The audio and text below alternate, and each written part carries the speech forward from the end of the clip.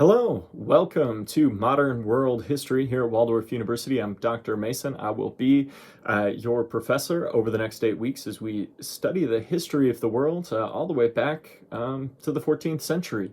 So as we get started, that seems like a very long time frame, but one of my favorite things about this course, and I've taught it both in the online modality as well as here residentially on campus several times, is that it gives us kind of access to the broad currents of history that really shape the world we live in today. So hopefully we'll be able to tap into some of that, and you'll leave the course understanding a little bit better kind of what makes our world tick a little bit in the modern moment through exploring the past. As we get into this, I think this is can be a really interesting course. The idea that we're going to work on some big picture thinking skills over the next 8 weeks, starting next week. And one of the reasons that we do that is I realize that many of you are taking this course, either your residential students, your online students that are trying to check a box and move a step closer to graduation. But I hope this can be useful for you no matter what field you're in. So one of the things we're going to work on each week are these big picture thinking skills. And so every week on Wednesday, I'll post a video. I'll send it out as an email attachment as well. I really want to encourage you to take a look at these because I'll both provide you with greater information on those skills. We'll talk about the expectations for the discussion board for the week, and I'll also give you some advice on the assignments. So I think that could be a really good place to start your week. If you take a look at this video, maybe then going into your readings, you have a clear idea of what you're looking for, some of those types of things.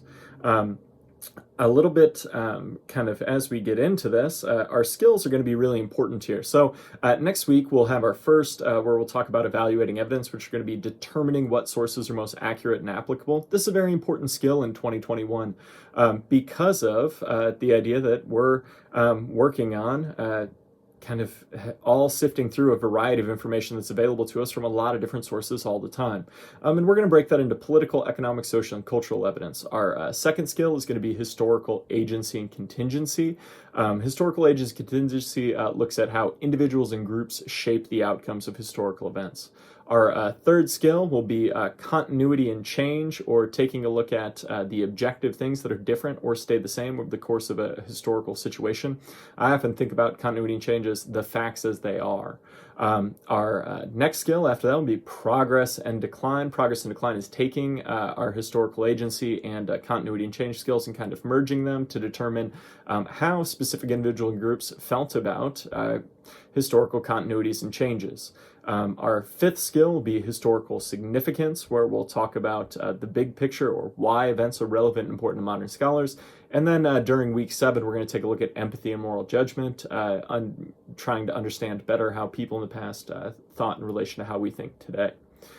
As we get into this, I really want to encourage you to think about kind of what you can bring to the table. And that's really important, particularly on the discussion board. This week, you're going to introduce yourself. That's kind of the first thing. And so maybe I should introduce myself in a little bit more detail.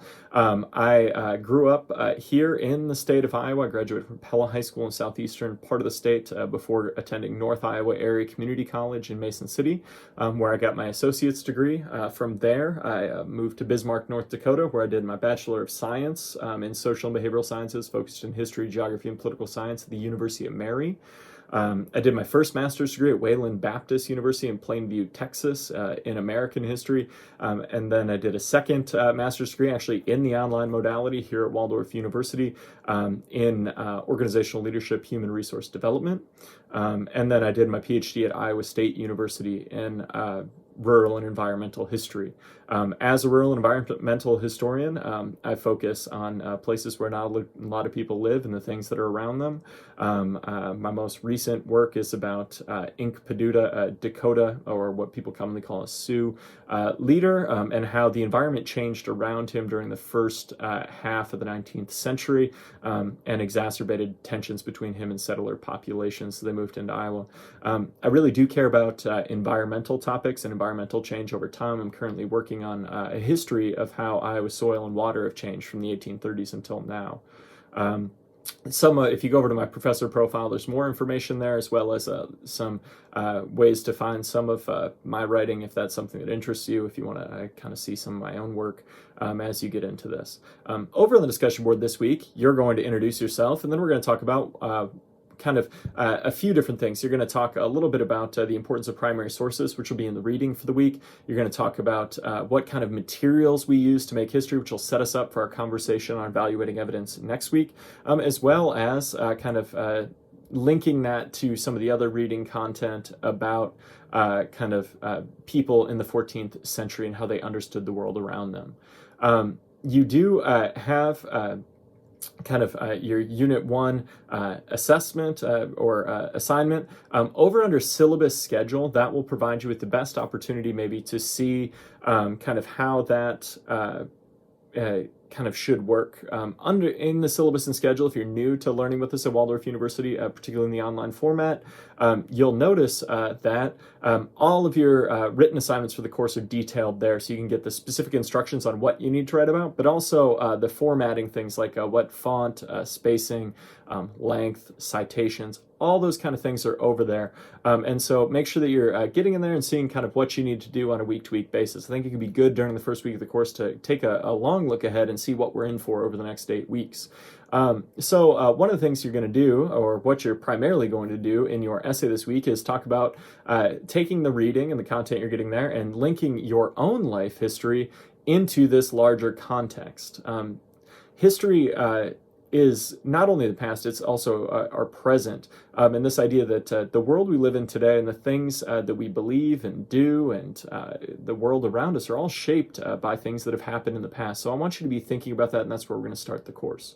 A couple of other brief things here. First, communicate. I know a lot of you have a lot of different things going on, and you're trying to get a degree while also living a full life elsewhere.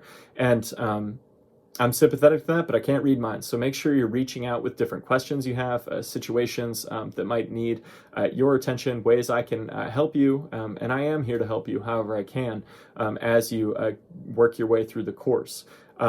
As you kind of get into that, the best way to contact me is via email, kevin.mason@waldorf.edu. If you're somebody that's more comfortable talking on the phone, even shoot an email first. We'll set up a time that works for both of us. One of the things you're going to quickly realize as we get into the discussion board is that we have people that are all over the country, all over the world, in different time zones, working on different things. And I think sometimes it can be better to just set a specific time that we can work together, get on the phone and hammer some stuff out.